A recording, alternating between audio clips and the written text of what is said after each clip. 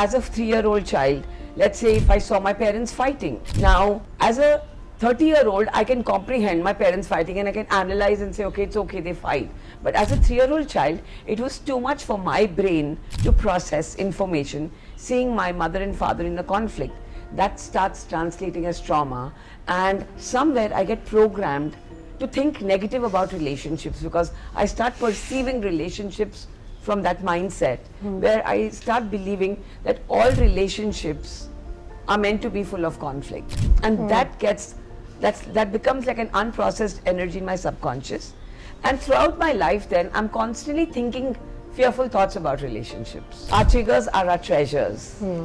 Everything that's a trigger as a negative thought is an indication for me to go within and do some self-work, to go within my subconscious, to recognize that there's something unprocessed from the past that I need to actually work on.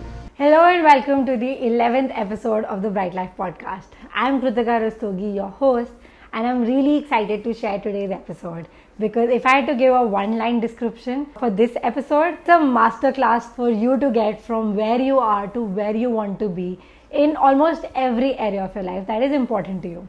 Trust me, we've got the best coach to coach you on how you can get started because today's guest is Dr. Ramon Lamba. She's one of India's leading life coaches and she beautifully blends Eastern philosophies with Western psychology. Having benefited from her through all my personal interactions over the last few years, she's the best person to kind of help us walk this path, as I would say. And I'm really excited for you to listen and learn from her. So Ramon ma'am, you always say that, our outer world, the amount of money we have, the quality of our relationships, the state of our physical health, everything outside is actually a direct, direct result of, our inner energy. So I would love for you to explain to us, how is that related and what is our energy actually? Okay, so just for me to help you relate to this even more in a better way, I want you to take the analogy of everything in life. Like, look at a building. When you're building a building, you have to go into the foundation, and the strength of the foundation that's inside will define the strength of the building. Right. Similarly, take the analogy of a tree. Right. Right. A tree, what we can see on the outside are the fruits. Right. But then what's on the inside that we cannot see are the roots. Absolutely. And the quality of the roots will only define the quality of the fruits. So everything inside is creating something. So it is our inner world that creates the quality of our outer world. Our outer world is 3 areas of our life: our relationships, our health, and our money, the abundance that we seek. And all of that is purely a manifestation, or I would like to rather use the word reflection of exactly what's going on in our inner world or our inner energy.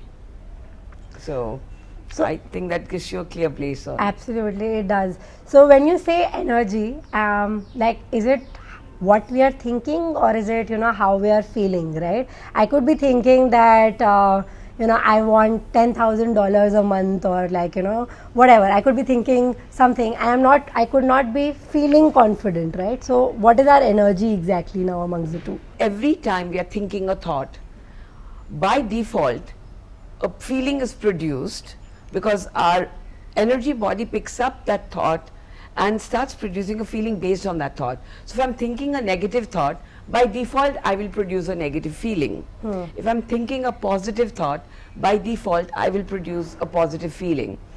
And my thoughts and my feelings, when they marry together, they translate as a vibration. And energy, the language of energy is vibrations. Like Nikola Tesla said, if you want to master the secrets of the universe, think in terms of energy, frequency and vibration. So energy translates itself as a frequency, and we start broadcasting this, which we call as vibes or vibrations, and we don't have to speak, but the other person simply gets it that I'm emitting a negative vibe or an angry vibe or a sad vibe or a fearful vibe. Yeah. So truly we don't need to speak about energy because energy speaks louder than words and actions. That's true. Right, we can actually get, the vibe of any other person. By default, when we are in the space of someone's energy field, we exactly know what they are feeling or what they are vibing at. by connecting to their energy field. Got it. So if now my question to you is, then why do we have negative thoughts or negative feelings at all, right? Like, I mean, everybody wants to be rich, thin and happy, right? Like if you ask anybody on the street also, they'll say that, you know, these are the three things that they want in life, whatever definition of rich, thin and happy is. Then where are our negative thoughts or negative feelings actually, like, you know, coming from? Like if everyone wants the same outcome. So the genesis of our thoughts is our mind, Okay. right? Our mind is constantly thinking, and when you understand the human mind, there are two very specific layers where the thoughts are coming from. Number one, the conscious mind. So currently, you and I are interacting with each other, and we are very consciously generating the questions, and the answers are coming out. So we are in our conscious mind. Right. But below the layer of the conscious mind is also a very deep layer called the subconscious mind, which is auto-programmed by nature. By nature, it's a autopilot mind, and this mind basically gets programmed with a lot of information right from the time we were conceived in our mother's womb to our early 0 to 14 years of age. And when there is some unprocessed trauma or unprocessed information that is stored in our subconscious mind, that gets stored as a belief, and by default we are constantly automatically thinking negative thoughts. See, it's very important to understand, if it was a positive thought, it would anyway get processed because it's energy in motion. Okay, the very fact that this thought got trapped in my subconscious mind as a hardcore negative belief is there's some energy that's unprocessed in it. So our negative thoughts are coming from our subconscious mind, and the deal about the mind is it's got to think 24/7. So if I am not thinking consciously, then my mind will pick up thoughts from my subconscious programs which are coming from my past, and they're all negative. They are fear based, they're angry based, they're sad based, they're guilty based. So that's why we get into this loop of negative thinking. Got it. You said something that, you know, like trauma. So can you please tell us what is trauma, because it sounds very severe, but So I want to simplify trauma. Anything that is too much for me to handle at any given point of time translates as trauma for my brain, right? So as a 3-year-old child, let's say if I saw my parents fighting, now as a 30-year-old, I can comprehend my parents fighting and I can analyze and say, okay, it's okay, they fight. But as a 3-year-old child, it was too much for my brain to process information, seeing my mother and father in a conflict. That starts translating as trauma, and somewhere I get programmed to think negative about relationships, because I start perceiving relationships from that mindset, where I start believing that all relationships are meant to be full of conflict. And that becomes like an unprocessed energy in my subconscious. And throughout my life then, I'm constantly thinking fearful thoughts about relationships. And that's like an automatic loop that's happening to us, and we're not even aware that this is going on underneath the iceberg. okay. So now if I have to understand, so everything, like anytime a negative thought shows up, is it a good idea to look at what is our underlying belief as such? Any negative thought that comes up in your mind is an indicator or a trigger, right? Because I like to use this trigger. Our triggers are our treasures.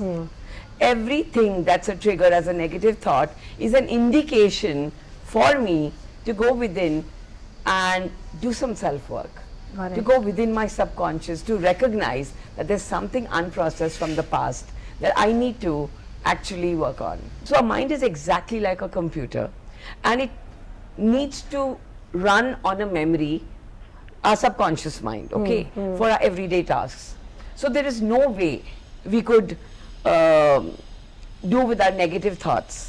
Like Buckminster Fuller's one of the most famous quotes that says, you cannot destroy an existing reality. However, you can create a bigger reality next to it, so that the existing reality becomes obsolete. So let's say if I have a negative thought, I cannot destroy energy because energy cannot be created, not destroyed. So I cannot destroy that thought.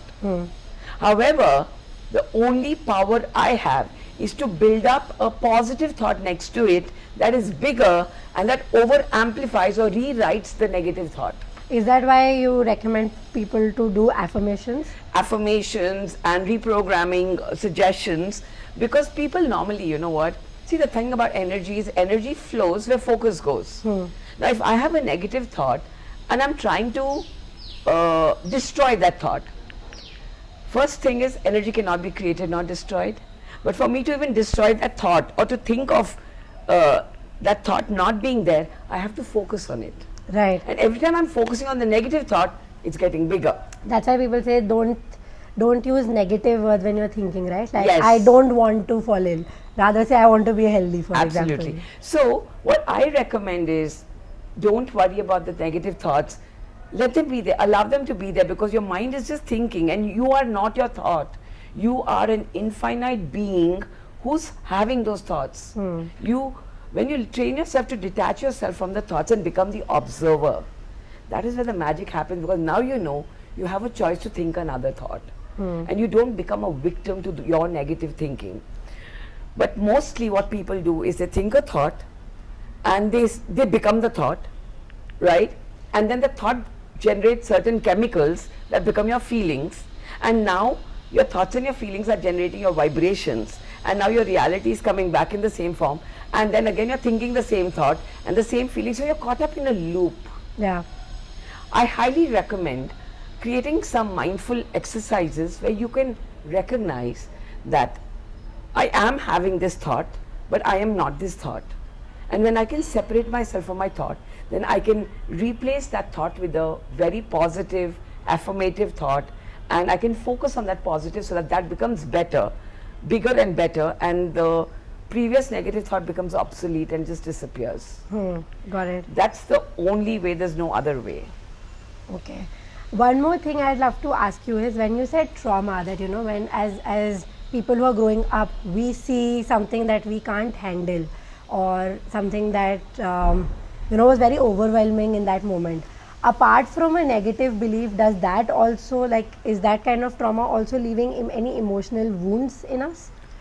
Absolutely. So when you understand the whole phenomena of emotional wounds, it's important we recognize, and as we are growing up and we are dealing with life and we are going through traumatic experiences which are very difficult for us to cope up with at that moment, the energy goes unprocessed and it leaves certain scars in our emotional body that become our negative pain, our negative belief, or the root cause for our suffering, and they manifest as emotional wounds and psychological wounds.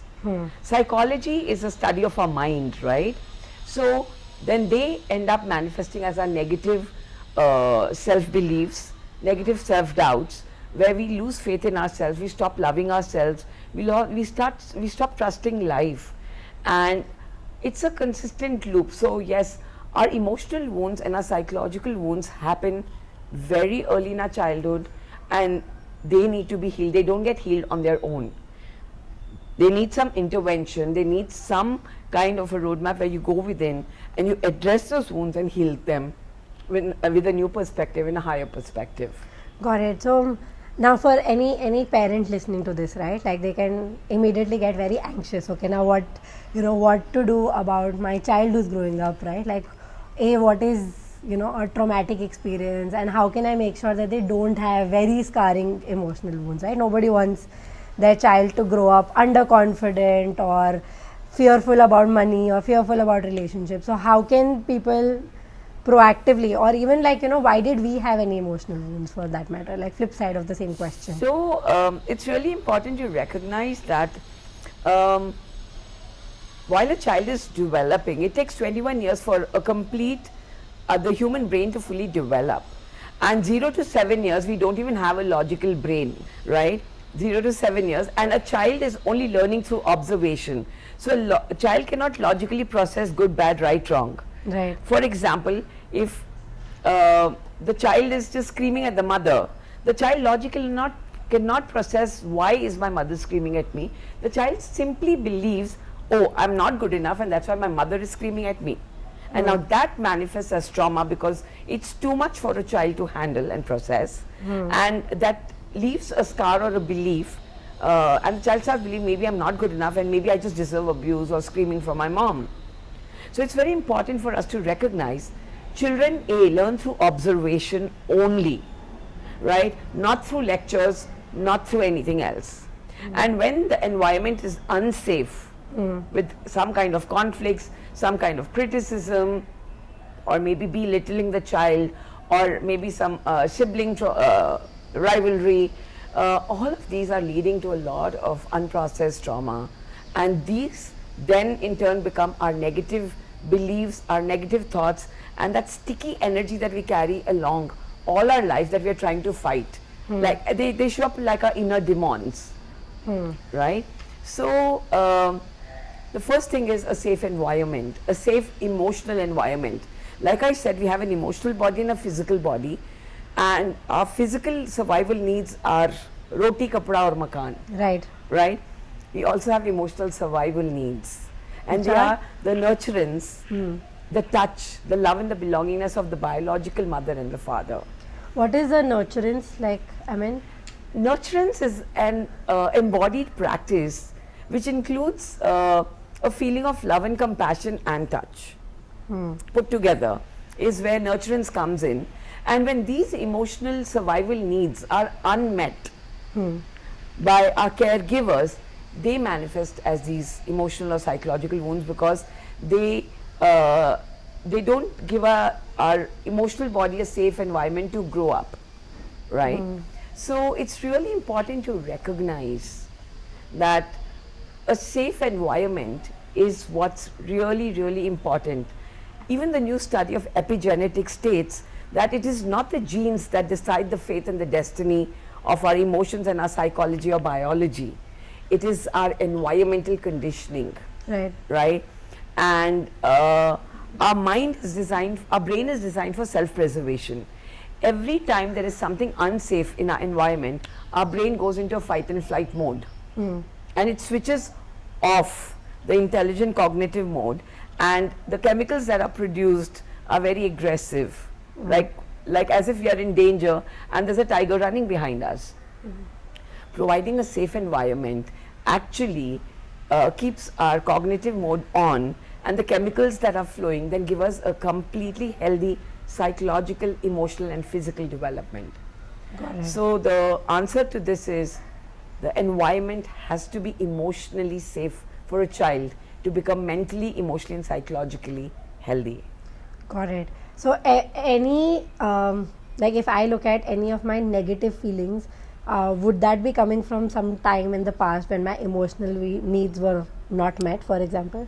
So every thought and feeling that's coming from your subconscious mind in an auto program is a past program, period. Right? Because consciously nobody would want to think a negative thought. Right. So like I told you, there is this conscious mind, right? And then there is this subconscious mind below it. And it totally gets programmed even before we are 14 years old, right? 14 is like too much of a timeline, maybe even 7 years old. 60% of our subconscious mind and memories get programmed when we are in our mother's womb, right? And so anything that's triggering in my current environment, right, it takes me to my past program and a past memory, and it triggers a thought, a feeling, and I just go anxious, or I go fearful, or I go upset, angry, or I feel rejected, or whatever I feel. So to that the answer is yes. Every negative feeling that's coming on an auto program is coming from your past unprocessed emotions. And they can't be handled by our own self. So it takes a lot. It's like, you know what, having a tumor in your body and saying, okay, I want to go and do a surgery on my own. You can't, right? You need an expert. Because please understand, we're talking about reprogramming your subconscious mind, which can be done through meditation and all of that. But having an expert intervention is always a great idea, because they know what they are doing and they just know how to go there and then build up another new memory. Which is So more yeah, because I empowering. cannot, there's nothing like deleting the old memory. The memories never get deleted. However, I can build up new memories, so I can memorize my new future, right? And I can make that predominant as my new reality. So then my old reality becomes very obsolete. Got it. Got it. Like, I can give you an example.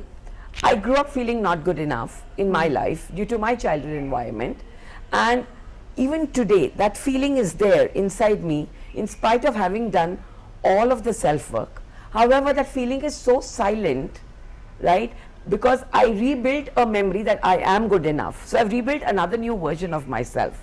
So today who overpowers my personality is my good enough self. Got it. But that doesn't mean my not good enough self is not there anymore. It's there inside. It's a silent voice, but I don't listen to it because the I am good enough self is much more predominant, and I end up listening to that. Is that making sense? Making sense. So, what is an access to creating, the more aligned self actually, right? Like, let's say that, I want a certain outcome in life and internally I'm not feeling aligned, right? What is an access to creating a more aligned self? The first thing is mindfulness and recognizing that you're misaligned. 99% of the time people don't even know that there is no alignment between their thoughts, feelings, their intentions and their actions. So let's say they want 10 lakh rupees a month. Okay, so they're doing all their gratitude journals and in their action, and they're working hard. So in the action, everything is going right. But internally, they're feeling fearful and they have doubt that this is not going to show up. So most of us, number one, are not even aware that there is misalignment. So the first thing is being mindful. But to be mindful and to even recognize that I'm not aligned, you need to go within. Right. And we were not trained to go within because we are so trained to live on the outside that we even end up blaming the outside world for everything that's going wrong in our world, right? So the access to going into alignment is purely recognizing that there's something I need to work on myself. Meditation, mindfulness, breath is your doorway to consciousness. So when you mindfully do your breathing exercises and slow down your brain frequencies, you can actually become conscious in your subconscious mind, and that is where the magic happens. So in a nutshell, is breath the key to like awareness actually? Oh yes, the first thing is breath, because your mind uses breath as a signal to create brainwave frequencies.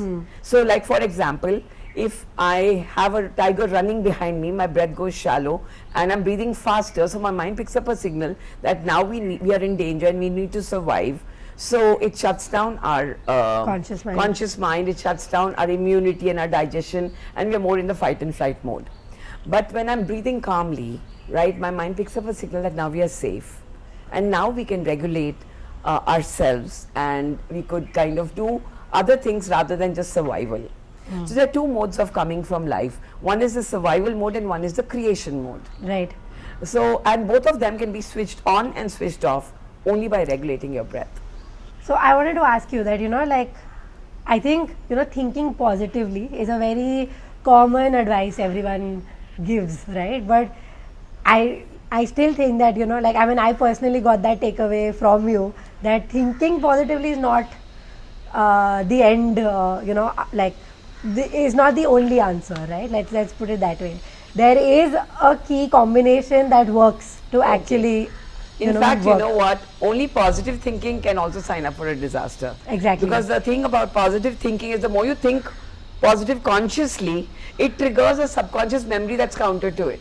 Right. Right. So now you get into a war of thinking a positive thought but feeling negative about it. Right. So it's very important to recognize when we talk about energy, it's all about electromagnetic frequencies.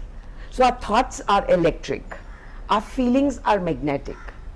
Right? So when I'm thinking a positive thought, I'm producing an electric feeling, electric energy, and then my feeling has to align with that thought. So I have to feel positive, and then my feeling is a magnetic energy, and then my electromagnetic energy aligns, and I'm producing a very potent, pure frequency vibration into the field.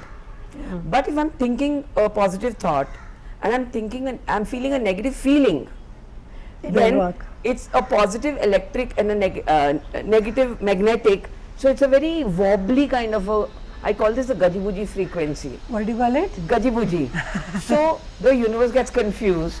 Is it positive or is it negative? And now you're in a loop. You're stuck.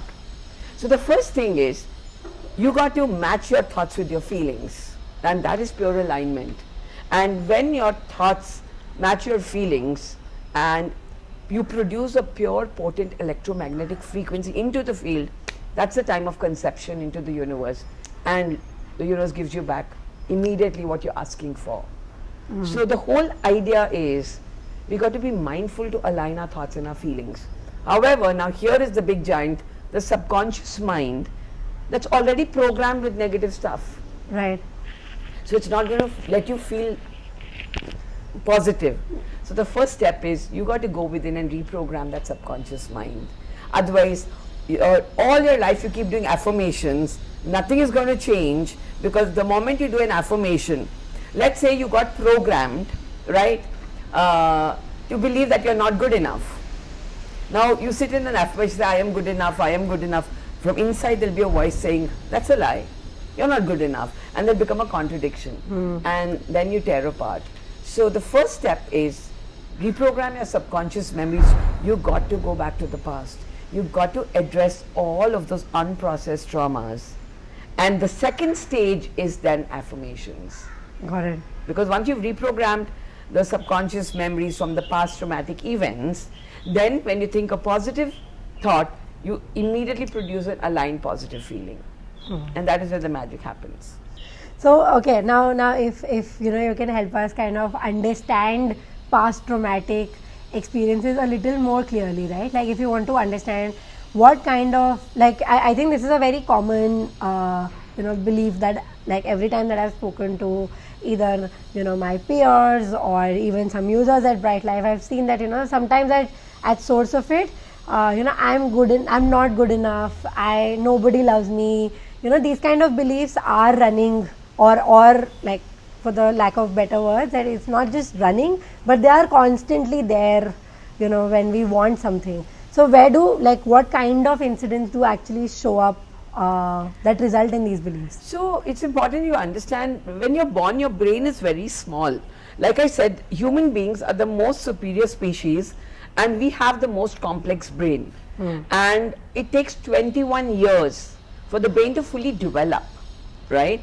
And when you're a little child, you're 0 to 7 years old, and there's so much going on already, you're physically building up yourself, the chemicals in your brain are focused on physical development. At that moment, our emotional needs are the core important thing that are responsible for our brain development. A safe environment. And it could be as simple as you needed your mother's touch and attention, right? Because you're a little child and your mother was busy cooking food for someone else and she did not give you that attention. That's enough to actually traumatize you at that moment, because as a little child, your brain cannot comprehend that why is my mother not giving me that time and attention. And that is enough for you to implant a belief that, oh, I'm not loved. Or it could be as simple as, unknowingly, your mother just gave some attention to your brother and not to you. And that's enough for a small innocent little child to recognize and implant a belief that, oh, mom loves him more than she loves me, or I'm not good enough. Or let's say you did your best you could in your exams as a little child, a 5-year-old, 6-year-old, you've studied well, and you knew you were doing your best you could, and you got an 8 on 10, and you're really super excited, and you come home and mom says, why not a 10 on 10? And that is enough to leave a memory or a scar that, oh my God, I think I'm a failure. And that's the innocence of trauma. So the thumb rule is, everybody gets traumatized when we are little, because it's not our parents' fault, because they're all doing their best they can, but even they had their ways of being. Right. They had their reactions, they had their anger, their fears that they projected on us, and all of that leaves and becomes our implants and our beliefs. So the whole point is not really about what traumatized me, because evidently we're all going to go through that. The point is how soon can I recognize that and heal that? Because that is where the game changes. Otherwise, your entire life keep living in that paradigm of I am not good enough, people don't love me, and then the worst thing is we wear coping mechanisms. So if you have a I am not good enough implant, then you want to be a people pleaser. Because somewhere you believe, because I'm not good enough, they won't love me, so I'd rather please them and get love. So then that's a coping mechanism or a mask. So we end up hiding behind those masks for the rest of our life and feel suffocated. So going deep into our subconscious and addressing what really happened is the key to transformation. And in you working with all your clients over the years, have you seen like really grown up people actually carrying the subconscious belief? Absolutely. I work with 70s, 60s, 70s, and they're just living it's not only I am not good enough. I sit with so many successful business owners, right? And they've really reached the peak and then they come crashing down. And when I'm digging into the subconscious mind, they have a core belief I'm a failure. So they'll take their business to scale up heights and then suddenly it all comes crashing down because the belief will drive you. Your subconscious mind is very powerful, right? And it is the driver of your reality. So the beliefs need to be changed there. And the beliefs are not going to go on their own. Like I said, your mind functions on memory. So you have to go there and give it a new memory. So let's say you have a belief, I am a failure, right? Now you got to go there and give it a new belief. For at least it takes 60 to 80 days for your subconscious mind to get reprogrammed. So repeating a new belief every day, right? That I am a winner, I will succeed, and rewriting that belief and creating a new paradigm for yourself. That is the only game changer. So that's why, I think it's, I think in one of the books I was reading, it said that, you have to, if you want an outcome, you're actually your actions in the now also have to be absolutely aligned with it. Yeah, actually. more than actions, it's a feeling. You have to be that energy. See, we are human beings. Right. What defines a being, I'm repeating this, we are beings and not doings. Right. And what defines a being is that one power that's flowing through all of life, right? And when that power flows through me, what are my thoughts, what are my feelings, what are my actions and my intentions? So my being is decided by the alignment of my thoughts, my feelings, my actions and my intentions. And when they're all four aligned, I be that energy in the moment. And that's when I'm sending a frequency to the universe that, listen, this is what I want, by being that, and I get that. And that's the way. So, they say that all relationship drama is actually staged for all the childhood trauma, right?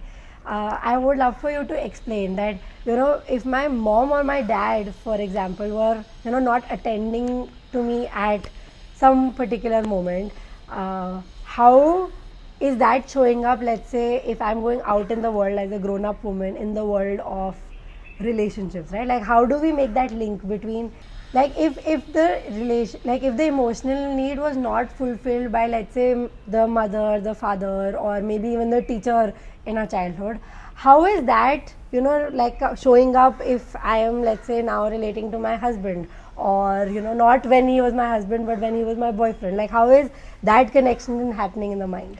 So there are two things to this to understand. Number one, I told you, a child only learns through observation. Right. Right? So when the child is observing the mother and the father's relationship, the child is picking up a perception of how the dynamics of relationships work. And the child starts understanding that this is how it's meant to be. And that's how we pick up our anger programs from our family and our parents, because we just see and we understand, okay, that's how you're supposed to be in a situation. And the second aspect, so the first one is, we're just simply picking up what we are seeing, and we understand relationships work like that. The second very important aspect is, our relationship with ourselves defines our relationship with other people, and people will only treat us the way we treat ourselves. So when we picked up these emotional and psychological beliefs about ourselves, that we are not good enough, and we believe that we are not good enough, then evidently people will treat us not good enough.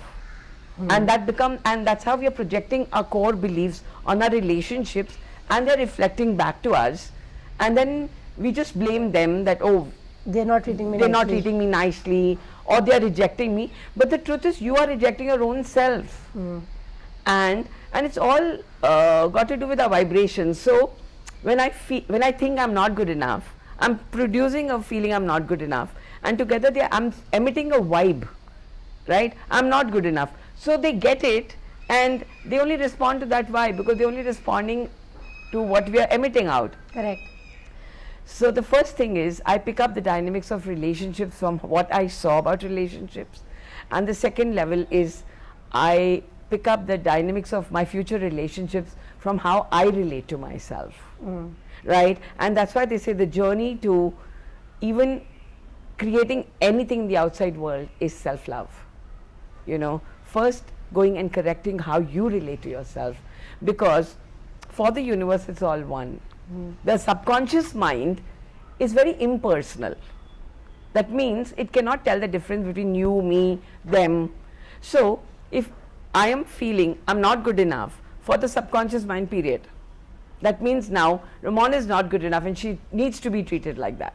And that's what becomes our reality, and we manifest it. So self-love is the key, and going and correcting our relationship with ourselves is the key. You said something very interesting, that the subconscious mind is very impersonal. So let's say if we observed something in general around us, we make that our version of reality. Absolutely. I mean, it's so impersonal that if I am judging someone that they are so stupid, now the subconscious mind can't tell the difference between them and me. So actually I am judging myself as I am stupid. Right. Or she's so fat. So actually for the subconscious mind, it generates a feeling of fat for myself. Right. And then the chemicals produce, and then I, become fat. Yeah, become fat. Like, that's just a funny example. So it's really important for us to recognize this, because we end up judging, blaming, and it's all drama for the subconscious mind, because all of it, what we are doing to other people, we're just doing to ourselves. Or all that we are doing to ourselves, we're having other people do it to us. Yeah. Got it. So we are the beginning, we are the end. Right. Now I'm edging towards the end of our podcast, but you said something about self-love, and I'd really love for you to teach all of us about how to actually love ourselves. Valentine's was last week, and I wrote a little note saying that all through our childhood, Archie's taught us how to express love to the other person, but we don't really know how to express love to ourselves, or how to actually come from a place of love for ourselves. And I'd love for you to teach us that.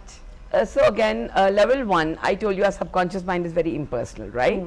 So it cannot tell the difference between somebody else loving us or we loving ourselves. Okay. So if I need appreciation from someone, I just have to look at the mirror and appreciate myself, and the chemical is produced and I am need fed. My emotional needs are met. But we are so dependent on somebody else coming and doing this to us, and then nobody appreciates us, and then we get angry and upset, and we are caught into this conscious drama loop. So it's really important to recognize that your subconscious mind cannot tell the difference between somebody else hugging you or you hugging yourself. It will produce oxytocin. Oxytocin is the touch and the love chemical, the bonding chemical that we need for a mental, sane, stable mind, right? So when we actually understand the whole game of neuroscience, we recognize that I am enough and I need to give myself what I'm expecting. But the fun thing about that is, when I appreciate myself, I'm vibrating at self-appreciation, what will I get from people? Appreciation, right? So self-love is a journey within, where I recognize that every feeling that I'm feeling is becoming my vibration, right? And my feelings are nothing but chemicals that my brain produces, right? So if I want to be happy, I don't have to wait for someone to come and make me happy. I can just smile for 3 minutes and my brain picks up a signal and produces serotonin, right? That's how simple and cute our brain is. Right. But we have to learn to actually recognize and stimulate these chemicals within us to be whole and complete. Another form of self-love for me is to recognize that it is my mind, because I am the only person who thinks in my mind, and I am the only person who can produce these chemicals that are becoming my feelings, right? So if I love myself enough, I just don't care about what they give me. But I do care about what I give out, because again, the law of cause and effect is whatever I give out comes back to me. For me, that's the most elegant form of self-love. So if somebody is getting angry at you, you don't have to lash out at anger. You could just maybe smile or recognize that they're having a bad day and just let it go. So self-love is about giving yourself that love, that nurturance, that touch, appreciation, those kind words that you're looking for, and also for just being focused on what you are giving out to people. Now, to top it all, we've talked about positive thinking, we've talked about affirmations, we've talked about, vibrations and how that results in attracting our reality. We've talked about self-love. Where does gratitude fit in? Well, that's again, it's also when you understand the Hawkins consciousness scale, gratitude is the highest frequency. So he scales up the scale as a 0 to 700 scale, and when you look at gratitude, it's almost at 700. So when we are in gratitude for the present moment, we are actually sending a signal into the universe. Can I have more of that, please? And more shows up, right? When we complain, right, we feel that we are complaining, and maybe what we want will show up. We only are caught up in more of lack. The moment we step into gratitude, our brain produces certain chemicals to coherent my mind, my brain and my heart. So my heart and my brain get coherent, they get aligned, and I start producing a very potent frequency, and that goes right into the universe, and I have more of what I want. So it's one of the most highest frequencies that the human electromagnetic field can produce. And I think if you love yourself, you're constantly going to be in gratitude for everything that shows up in your life. Got it. Now, one last question. So there's a lot of skepticism about universe, vibrations, energy. Do you ever face that from any of the people that ask you? Not today, not in today's world. We are living in a new age world where there's quantum physics is coming in the forefront, quantum medicine, energy healing, everything about the quantum thing. So if you asked me this question 15 years back, yes. What was the skepticism back then? It was very difficult to even relate to talk about quantum physics and energy and frequencies. All the people would understand it, but then there was a question mark. But today, with all the evidence and the research, the 2022 Nobel Prize Award going to the two physicists for the theory of observation and the theory of entanglement was a groundbreaking time for quantum physics, right? And I think today we can proudly stand up and talk about energies and frequencies, and people are just listening to us with jaws dropped and no questions asked. But yes, I think that's the past, what you're talking about. Really? Yeah. Okay, interesting. All right, thank you so much. This was a pleasure shooting, and it's always been a pleasure learning from you. Thank you so much for taking all the time. And I love you. So I really hope you enjoyed today's episode, and please let us know in the comments the area that you're taking on full blown after watching this masterclass. Well, if you're looking for a tool to kind of get started as well, we did a previous episode on EFT, which is a very, very interesting tool to kind of help you start reprogramming your subconscious beliefs and your subconscious mind. Do check it out in case you're interested. See you next time.